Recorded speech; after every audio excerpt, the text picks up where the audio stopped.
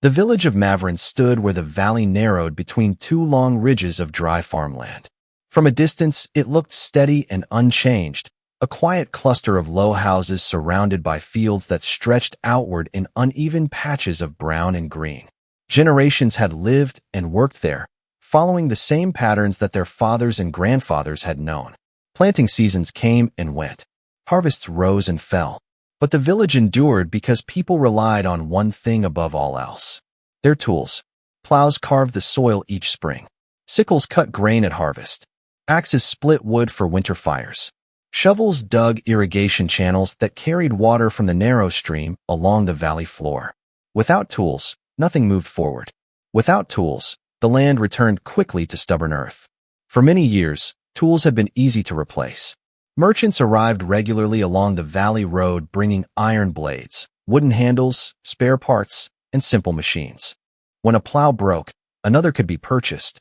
When a blade dulled beyond repair, a new one could be traded for grain or coin. So people stopped worrying about keeping the old ones. Broken tools were pushed into corners of sheds and forgotten. Extra tools were sold during good harvest years when money flowed more easily. Rusted metal was traded to passing buyers who promised it would be melted down and reused somewhere else. The future felt predictable. Supplies would always come. Except for Tomas. Tomas lived near the edge of Mavrin, where the last houses gave way to open fields. His home was small and plain, with a long wooden shed standing behind it. The shed had once belonged to his grandfather, who had worked as a repairman when tools were harder to obtain and nothing was thrown away without reason. Most villagers thought Tomas had inherited more habits than land. He spoke little and worked steadily, but what made him different was not how he farmed. It was what he kept. While others sold extra tools after each harvest, Tomas bought them. If a neighbor offered an old plow for cheap, Tomas purchased it. If a merchant carried worn blades others considered useless, Tomas took them anyway. When broken handles or cracked tool heads appeared in trading piles, Tomas gathered them and hauled them home in a small wooden cart. At first, no one paid attention. A man keeping tools was nothing unusual, but Tomas kept too many. Year after year, the shed filled. Plows leaned against the walls in tight rows. Bundles of spare handles stood tied together with rope. Rusted metal heads filled wooden crates stacked near the back. Boxes of nails and bolts sat arranged on narrow shelves. Bent sickles hung from hooks where sunlight sometimes caught the dull edges. Nothing was thrown away. Nothing was ignored. On quiet afternoons, the steady sound of hammering came from inside the shed. Tomas repaired what he could. He sharpened blades that still held metal. He straightened bent parts over a small iron block his grandfather had used long before him. Some tools he restored completely. Others he simply preserved. The villagers noticed eventually. One evening at the tea stall near the crossroads, a group of farmers watched Tomas pass with a cart loaded with worn iron parts collected from a neighbor's yard. "What does he want with all that junk?" one man said. "Maybe he plans to open a museum," another replied, drawing laughter. "He spends money on broken tools instead of good land," someone added. The laughter followed Tomas down the road, though he gave no sign of hearing it. By the next year, his shed could no longer hold everything. So Tomas extended it. He added another section along the back wall using thick wooden beams salvaged from an abandoned barn. The roof stretched farther now, covering new rows of tools stacked carefully beneath it. The expansion made the difference visible. This was no longer ordinary storage. This was something deliberate. One afternoon, a young farmer stopped beside the open shed door and stared inside. "You could sell half of this and buy better equipment," he said. Tomas continued tightening bolts on an old plow blade. "Better equipment breaks too," he replied quietly. The farmer shook his head. "Merchants come every season." Tomas did not answer. The following harvest year was a good one. Fields produced heavily, and traders arrived in greater numbers than usual. Money flowed through Mavrin. New tools appeared in many homes: shiny iron plows, freshly carved handles, improved cutting blades. And old tools disappeared. Some were sold for extra coin. Others traded for household goods. Rusted pieces were hauled away by buyers who paid by weight. Sheds grew emptier. Tomas's shed grew fuller. Late that autumn, he stood inside the dim wooden space examining a cracked plow beam laid across two supports. Dust floated through narrow shafts of fading sunlight entering between roof boards. He ran his hands slowly along the wood, measuring the split. Reparable. Everything reparable. Outside, the valley road remained busy with traders heading south before winter slowed travel. But Tomas watched them with quiet attention. He noticed something others ignored. Fewer wagons than the year before. Fewer iron goods. Higher prices. Small signs. Signs that meant nothing to most people, but meant enough to him. Before winter arrived, Tomas bought more tools than ever before. Axes with chipped blades. Broken plow parts. Bent metal brackets. Crates of spare bolts and hinges. The merchants were happy to sell. Scrap metal soon, one trader joked. Tomas paid without bargaining. By early winter, the shed was full beyond anything the village had ever seen. Rows of tools stood packed together in careful order, stretching from the front door to the back wall. Outside, frost settled across the valley as usual. The seasons appeared unchanged. But far beyond the ridges surrounding Mavrin, trade routes were beginning to fail. And the next planting season would arrive without the supplies the village had always depended on. Spring arrived late that year. The ground remained cold longer than usual, and when the soil finally softened enough for planting, farmers moved quickly to prepare their fields. Oxen were harnessed. Plows were dragged from sheds. Blades were sharpened in hurried preparation for the season that could not be delayed. But the first signs of trouble appeared quietly. One of the younger farmers snapped a plow handle on the second morning of work. It was an ordinary break, the kind that happened every season. Normally, it would have meant a short walk to the merchant wagons parked along the road.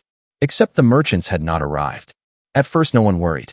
Traders sometimes came late when winter roads remained muddy. Work continued with the expectation that supplies would appear within days. They did not.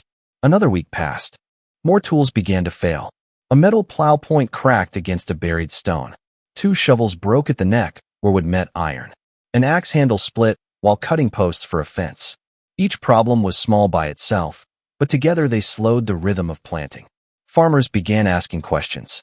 Has anyone seen the traders? They should have come by now. The road is clear. What's the delay? No one had answers. Work continued with borrowed tools whenever possible. Neighbors shared what they had. But as days passed, shortages spread across the village. One evening a messenger arrived from a settlement farther south. He carried news that unsettled everyone. Several trading routes had been disrupted after heavy storms damaged the mountain passes.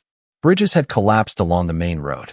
Wagons were delayed indefinitely, and some merchants had turned back entirely rather than risk the journey. Repairs might take months. The news spread quickly. Months meant an entire planting season without reliable supplies. That night the tea stall remained crowded long after dark. Voices rose with concern and frustration. We'll manage, someone insisted. We always do. But confidence sounded thinner than before. Over the following weeks, the situation worsened. Broken tools began piling up in corners of sheds where replacements should have been. Improvised repairs failed quickly under the strain of heavy soil. Farmers worked slower each day, stopping often to adjust loose parts or sharpen worn edges beyond their limits. Lost time meant smaller harvests. Smaller harvests meant a harder year ahead.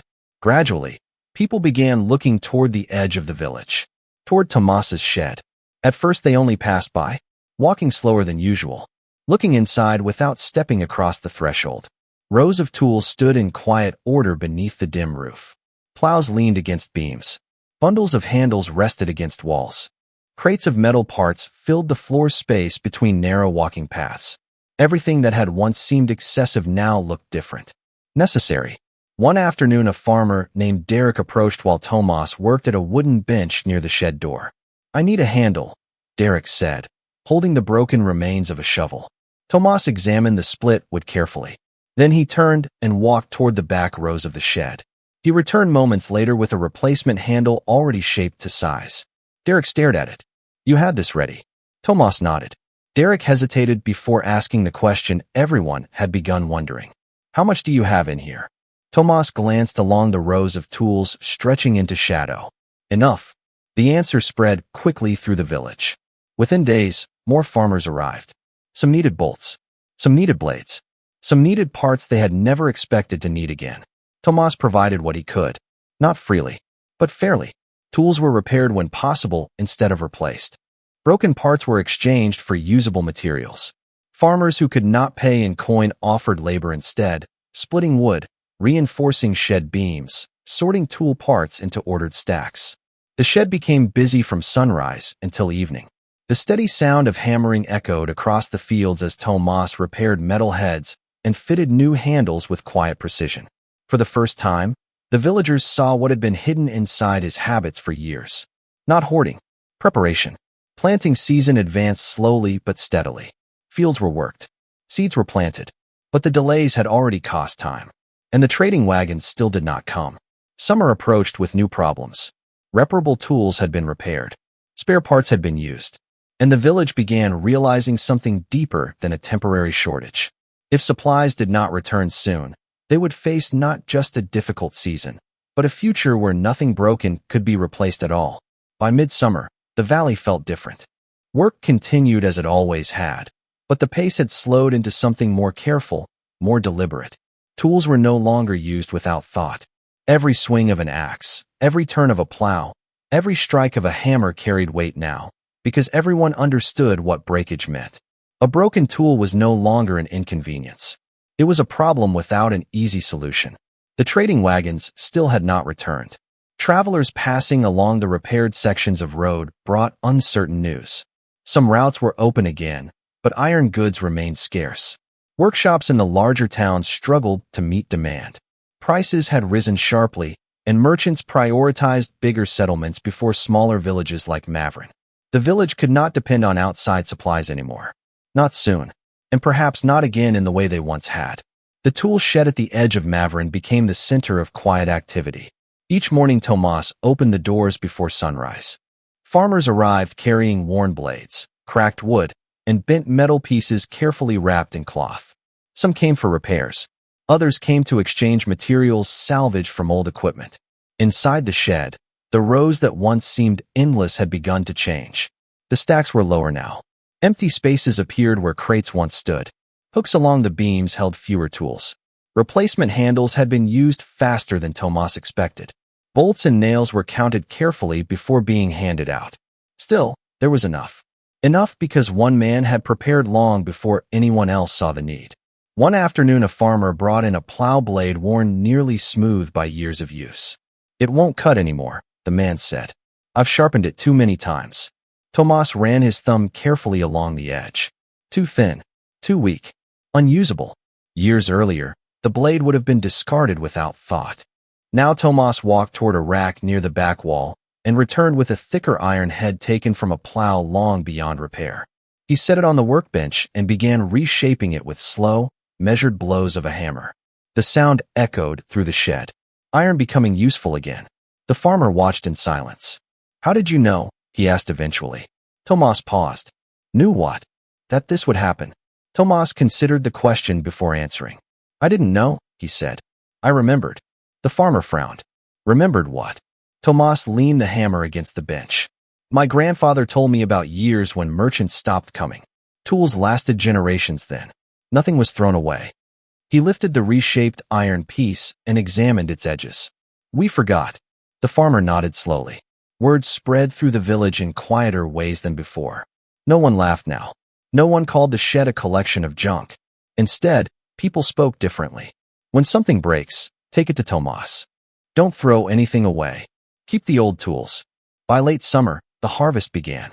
Despite the delays and difficulties of planting, the crops grew better than many feared. Not abundant, but enough. Enough to carry the village through the coming winter if used wisely. The success owed much to the work done inside the shed. Without repairs, many fields would never have been planted at all. On the final day of harvest, several farmers gathered near Tomas's property as the last wagons returned from the fields. One of the elders approached him slowly. "You saved this season," the elder said. Tomas shook his head. "The tools did." The elder smiled faintly. "You kept them." Tomas looked past him toward the village where evening smoke began rising from chimneys. "They were always there," he said quietly. "People just stopped seeing them." Autumn arrived soon after. This time, when traders finally returned along the valley road, they found a different village waiting. Farmers examined new tools carefully before buying. Few sold their old ones. Broken parts were kept instead of traded away. Extra handles were stored beneath roofs where rain could not reach them. Sheds filled again, slowly, deliberately. And near the edge of Mavrin, Tomas's shed remained busy, not as the village's only supply, but as its reminder. A reminder that good years do not last forever. That supplies can disappear without warning. That what seems useless today may become essential tomorrow. Late one evening, as the last light faded across the valley, Tomas stood in the doorway of the shed looking out across the quiet fields. Inside, rows of tools waited in careful order. Not as many as before, but enough to begin again.